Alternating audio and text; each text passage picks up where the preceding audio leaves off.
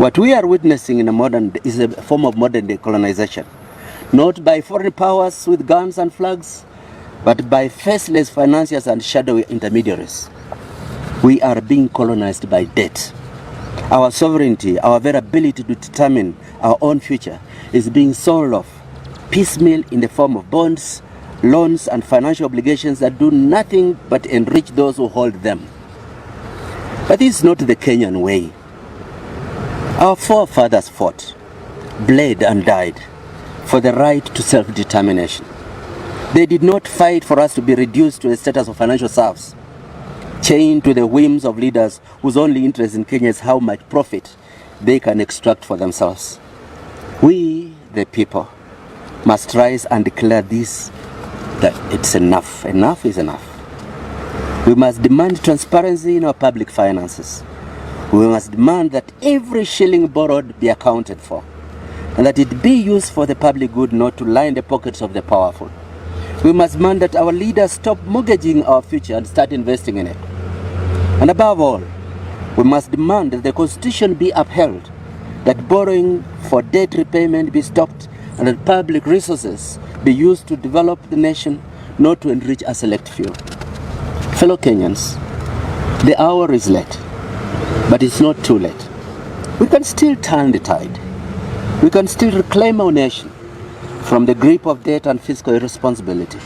But to do that, we must act.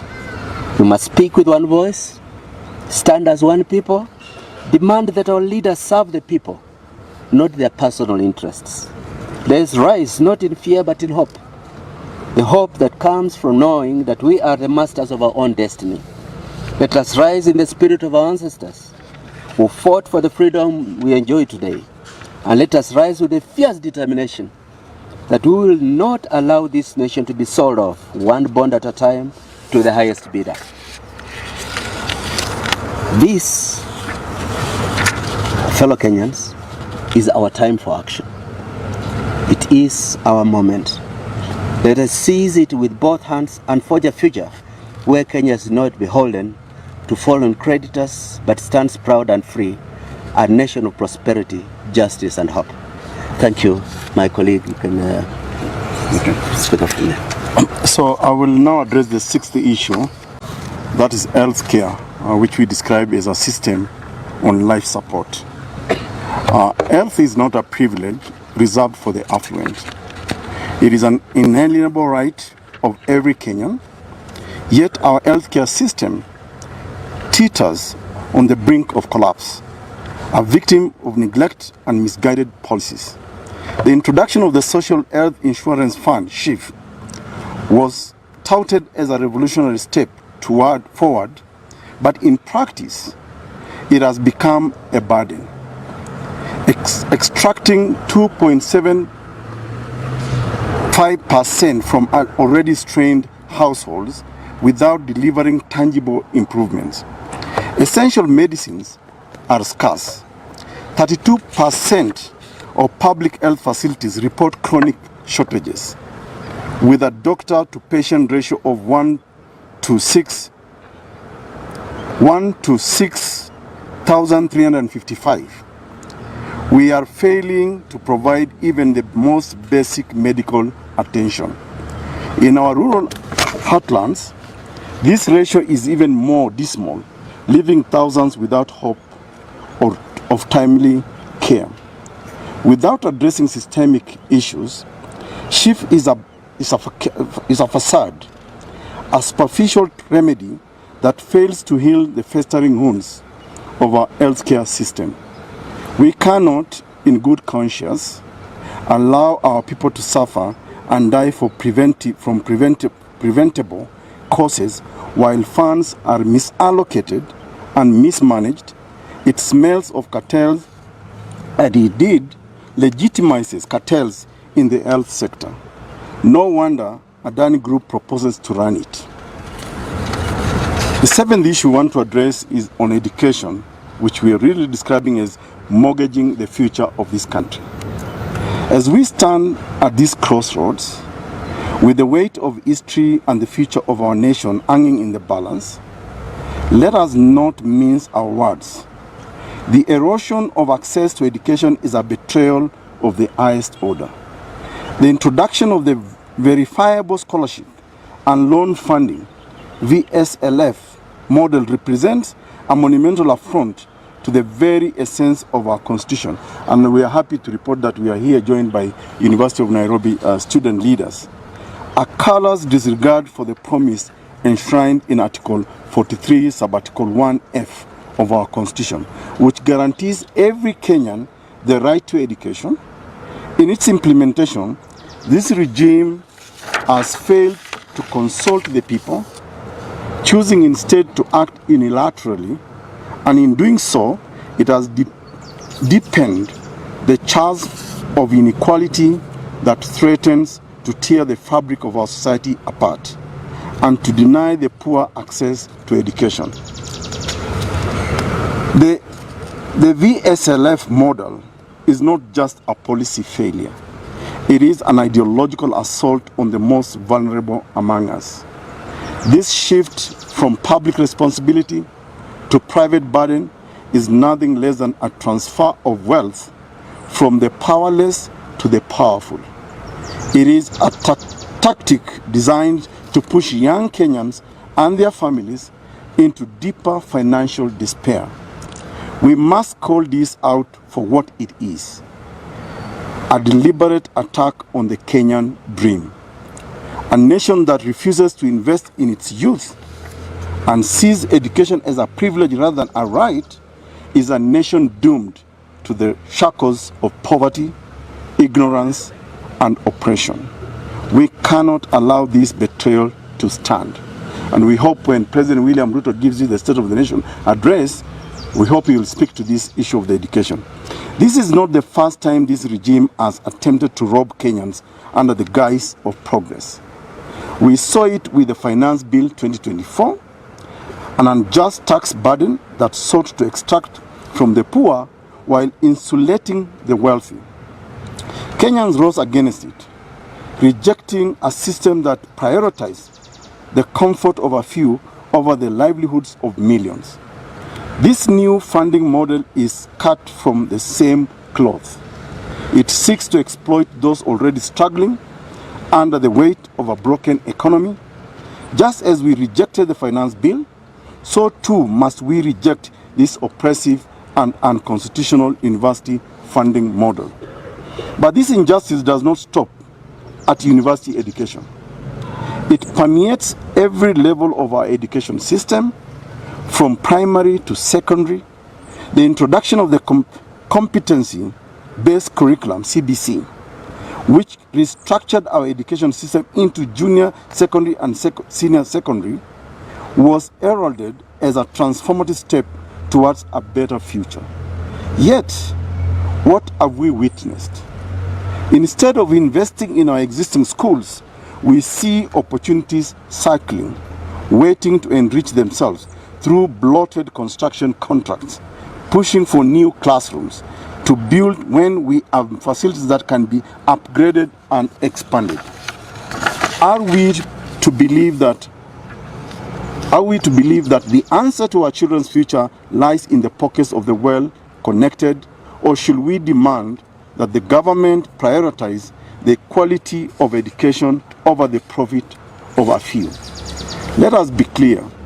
The focus must not be on lining the pockets of tenderpreneurs, but on ensuring that our children, the leaders of tomorrow, have access to the kind of education that equips them to navigate the challenges of the modern world.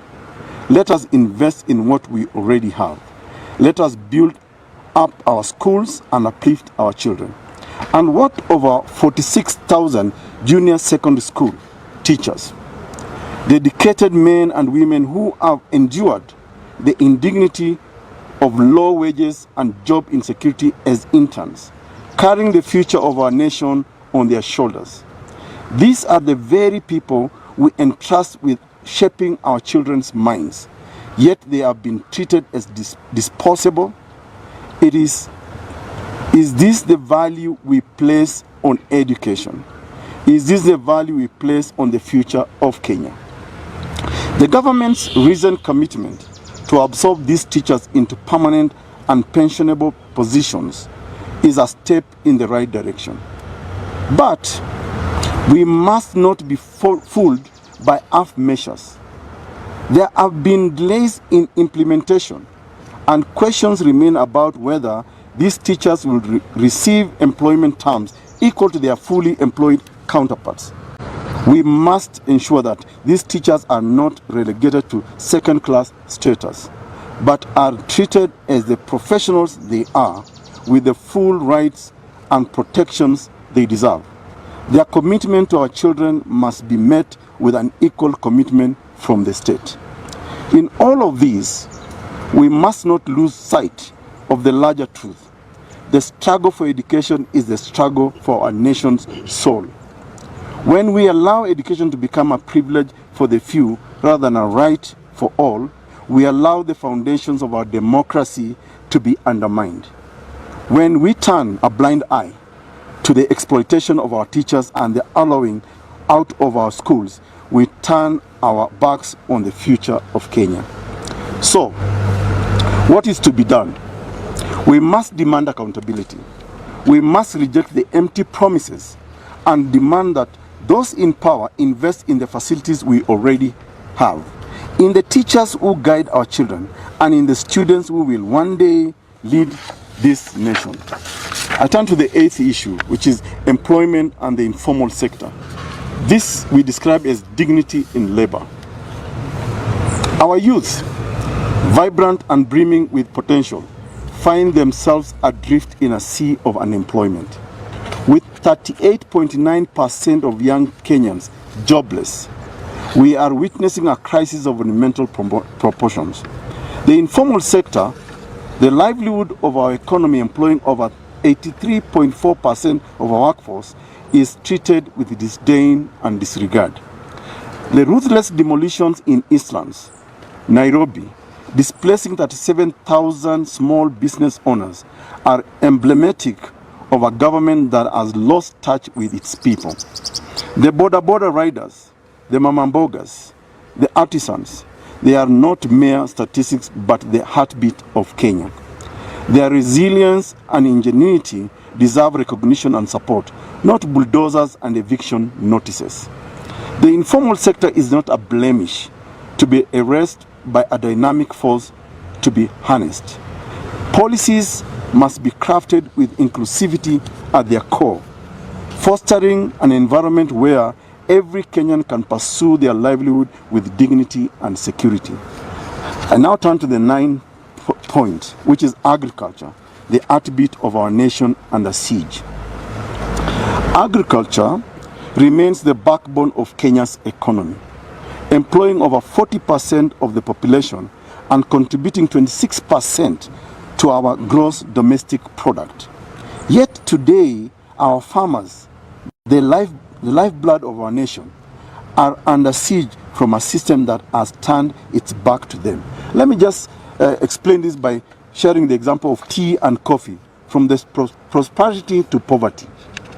For decades, Kenyans' tea and coffee were the pride of our nation, known across the world for their quality and providing livelihoods for millions of smallholder farmers. But in recent years, these industries have been plunged into turmoil. Middlemen, exploitative cartels, and a lack of government oversight have led to the decimation of our tea and coffee sectors. A recent report by the Kenya Tea Development Agency, KTDA, revealed that despite increased global demand, tea farmers are earning 60% less than they did a decade ago. The situation is even worse for coffee farmers, who are being squeezed by global price fluctuations and domestic inefficiencies. Many smallholder farmers in Nyeri, Kericho, and Kiambu have been forced to uproot their tea bushes and coffee plants, planting maize or even abandoning farming altogether due to the meager returns on the once lucrative crops. The fake fertilizer scandal orchestrated by this regime callously undermined our food security and demonstrated the extent to which the ruling elite are willing to go to enrich themselves at the expense of starving Kenyans. Farmers were assured that new policies will stabilize prices and increase their earnings. But these promises have yet to materialize. The tea bill passed last year has done little to curb the influence of powerful cartels that continue to manipulate prices and dominate the market. Now let's look at the plight of the small, older farmer. Beyond tea and coffee, the wider agricultural sector faces challenges that cannot be ignored. Farmers in Rift Valley, Nyanza, and Western Kenya are battling with rising costs of inputs, fertilizer, seeds, and equipment, while receiving little to no support from the government. The rising cost of fertilizer, which has shot up to 40% in the past 2 years of this administration, has left many unable to afford basic supplies. As a result, food security has stagnated, leaving Kenya increasingly reliant on imports to meet its domestic needs. This is not just an agricultural crisis. It is a national security threat. As we fail to support our farmers, we place the very foundation of our nation at risk. Agriculture is not merely an industry. It is the heartbeat of our people, our history, our future. Without immediate intervention, we risk becoming a nation that cannot feed itself. I now turn to the last issue, which is on our youth. This regime continues to betray the youth who they promise to support and economic transformation. The bottom-up economic agenda has turned into a self-aggrandizement strategy for the regime, starting from Mr. Ruto himself. Instead of cushioning the youth during these harsh economic times and securing their future, the regime is a leech in every facet of our society, but most especially the youth who are our future. When the youth stand against this regime, they were killed, they were suppressed. All our youth are at risk at the hands of this regime. Funds for critical dockets such as education, health, and social economic projects are being siphoned away, mortgaging their future. In conclusion, we want to say as follows. Fellow Kenyans, the hour is late, but it is not too late. The challenges before us are formidable, but they are not insurmountable. We are the descendants of warriors, and we must fix this country. And this regime and freedom fighters of men and women who faced down imperial powers to claim our independence. The same indomitable spirit resides within us. Let us rise together, not in despair, but in hope. Let us reclaim the promise of our Constitution, holding our leaders accountable and demanding the governance we deserve. Let us stand as one people and united by our love for this land and our unwavering belief in its potential. The future of Kenya is not written. It is ours to write, to shape. We are the architects of our common destiny. Let us all, in one accord, forge a path that honors our past, confronts our present, and secures a brighter tomorrow for generations to come. May God bless you all. May God bless Kenya. Thank you very much.